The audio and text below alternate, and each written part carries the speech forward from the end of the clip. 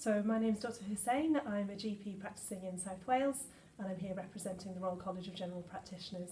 So I think that's something that came up today really. The scope of the definition of medical technologies is absolutely huge. So as was mentioned, it ranges from a little plaster up to the high-end surgical technologies. So I think that's one issue that's come up in this inquiry is to how you actually define a medical technology. And obviously medical technology to me as a general practitioner will mean something different to someone as a surgeon in a hospital. So I was pleased with the recommendations because I felt it echoed some of the things that I came to give evidence about.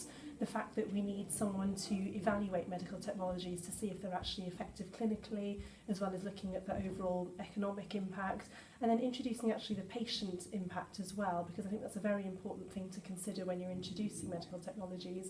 It has to be acceptable to the receiving patient as well. So the government's response seemed very promising from that point of view. Quite a few of our recommendations have been taken into account, and I look forward to see what happens in the future and how actually these recommendations are implemented.